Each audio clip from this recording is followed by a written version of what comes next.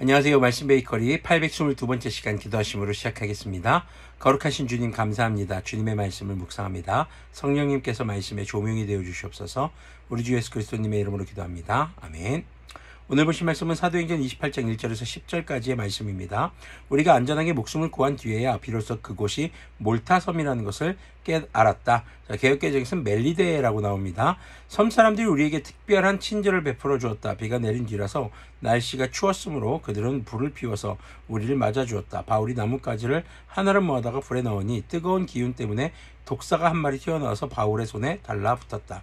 섬 사람들이 그 뱀이 바울의 손에 매달려 있는 것을 보고 이 사람은 틀림없이 살인자이다. 바다에서는 살아나왔지만 정의의 여신이 그를 그대로 살려두지 않는다 하고 서로 말하였다. 그런데 바울은 그 뱀을 불 속에 떨어버리고 아무런 해도 입지 않았다. 섬 사람들은 그가 살이 부어오르거나 당장 쓰러져 죽으려니 하고 생각하면서 기다렸다. 그런데 오랫동안 기다려도 그에게 아무런 이상이 생기지 않자 그들은 생각을 바꿔서 그를 신이라고 생각하였다. 자, 여기서 지금 말해주고 있는 내용은 뭘까요? 바울은 독사한테 물려도 죽지 않는다? 사실 물렸다는 표현이 없습니다. 독사가 달라붙었던 거예요. 근데 그걸 털어버린 거죠. 자, 그런데 지금 이 섬 사람들의 반응입니다. 이 섬 사람들의 반응을 보니까 굉장히 당시 로마라든가 유대인들과의 거리감이 많이 느껴지는 거죠. 지금 바다의 신, 지금 바다에서 살인자들은 다 죽는다. 근데 지금 그렇게 살아남았다 하더라도 정의의 여신은 반드시 죽인다. 그런 지금 그들만의 어떤 신앙에 이제 사로잡혀 있는 그런 모습을 볼 수 있는 것이죠. 그래서 지금 로마라든가 아니면 인근 지역과는 좀 상당히 동떨어진 그런 문화를 향유하고 있다는 것을 우리가 생각해 볼 수 있는 그런 부분이 될 수 있습니다. 어쨌거나 이들은요, 하나님과 예수님과는 전혀 거리가 먼 그런 삶을 살고 있던 사람들이다라는 것을 우리가 6절까지의 내용을 통해서 확인해 볼 수 있는 것입니다. 7절을 보면요, 그 근처에 그 섬의 추장인 보블리오가 농장을 가지고 있었다. 그가 우리를 그리로 초대해서 사흘 동안 친절하게 대접해 주었다.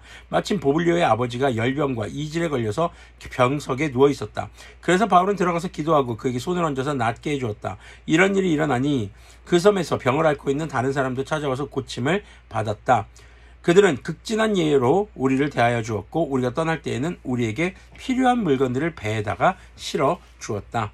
자, 바울 한 사람이 이 몰타 섬에서 여러 가지 일을 합니다. 특히 병든 자들을 고쳐줍니다. 근데 이 일들은요, 바울이 선교를 다니면서 늘 있었던 일입니다. 한마디로 이곳에서 뭐 했다는 것입니까? 선교했다는 겁니다. 복음을 전했다라는 것입니다. 어려운 자들, 죽어가는 자들, 아픈 자들을 외면하지 않았습니다. 그들을 위해 주님께 기도했습니다. 그리고 뭐 했겠습니까? 여기 본문에는 나와 있지 않지만 그들에게 당연히 예수님을 전했겠죠.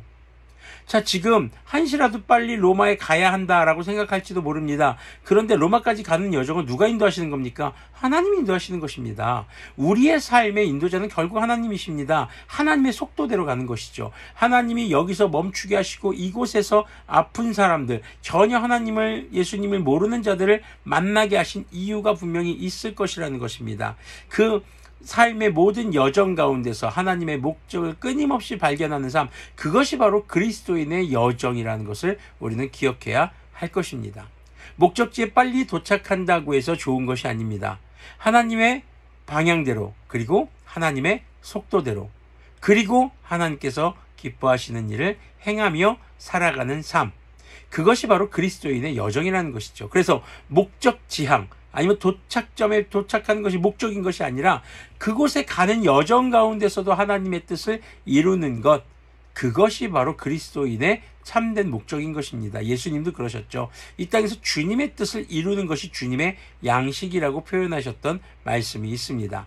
우리가 이 땅에서 살아가면서 단순히 내가 세운 목표라든가 이것이 삶의 목적이 되는 것이 아니라 주님께서 인도하시는 삶을 주님의 속도대로 가면서 우리가 만나는 사람들을 관심을 가지고 들여다보고 그들을 관찰하고 보살피며 아픈 자들에게 위로와 치료를, 복음이 필요한 자들에게 복음을 전하는 그러한 그리스도인의 삶의 여정이 될 수 있기를 소망해 봅니다. 기도하겠습니다. 거룩하신 주님 감사합니다. 주님의 말씀을 묵상합니다. 주님께서 인도하시는 삶을 주님의 속도대로 살아가는 우리들인 것을 고백합니다. 정말 그 가운데 우리가 만나는 사람들, 주님께서 우리를 인도하신 삶 가운데 우리가 어떤 것을 해야 할지를 깨닫게 하여 주시옵소서. 정말 주님을 모르는 자들에게 복음을 전하며 아프고 병든 자들에게 주님의 생명과 회복을 전하고 위로할 수 있는 그런 그리스도인들이 되도록 긍휼을 베풀어 주시옵소서. 우리 주 예수 그리스도님의 이름으로 기도합니다. 아멘. 네, 여러분들의 삶은 현재 주님께서 목표하신 대로 가고 있습니다. 지금 그곳에 왜 있으신가, 왜 계신가를 한번 생각해 봤으면 좋겠습니다. 그 사람들을 여러분들에게 만나게 하신 목적이 있을 것입니다. 우리가 이렇게 만나게 된 목적도 있을 것입니다. 아픈 자들을 위로하고 병든 자들을 치료하며 복음이 필요한 자들에게 복음을 증거하는 그런 우리들의 여정이 되기를, 그런 하루가 되기를 소망합니다.